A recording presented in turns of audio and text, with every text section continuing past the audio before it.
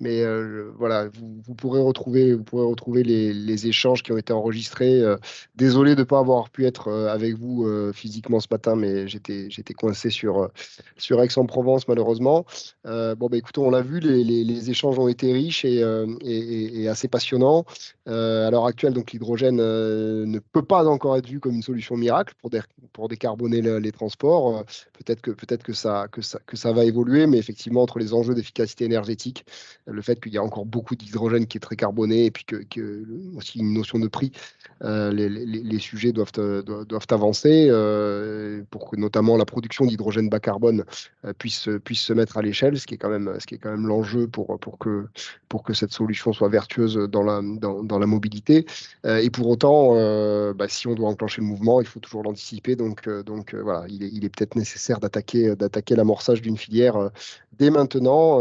Et en tout cas, voilà, je retiens un peu des échanges de ce matin, ce sujet-là. Évidemment, toutes les possibilités qu'offre l'hydrogène doivent être étudiées avec prudence et doivent être développées sans précipitation pour éviter de faire les mauvais choix. Et en même temps, il faut avancer. Donc, c'est toujours un peu cette dualité lorsqu'on lance une nouvelle technologie. Euh, il me semble qu'il faut vraiment analyser les pistes sur lesquelles l'hydrogène a le plus de pertinence pour le faire avancer de manière pragmatique.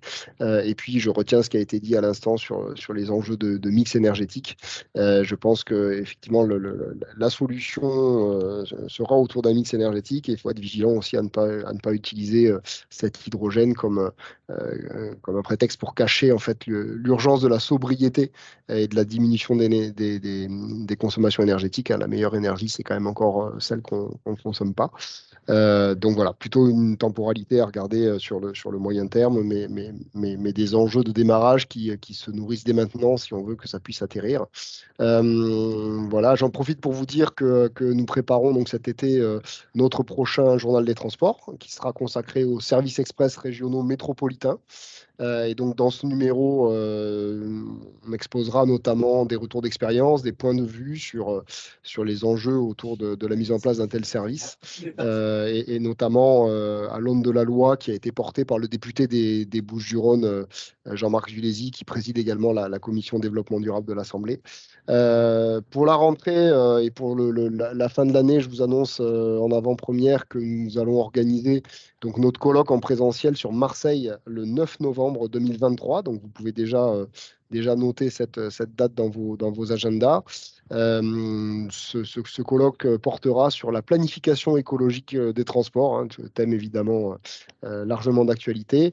Et comme vous le savez, l'objectif de ce colloque est donc de rassembler les acteurs publics et les acteurs privés pour réfléchir, pour échanger et puis pour organiser les transports dans notre région, qui a été désignée pilote de cette démarche. Il y aura des sujets autour des infrastructures, de l'offre de services, du matériel, de la maintenance.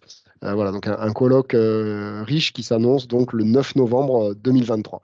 Voilà, je vous remercie pour encore une fois votre participation ce matin, la qualité des interventions. Et puis, je vous souhaite à toutes et à tous un très bel été.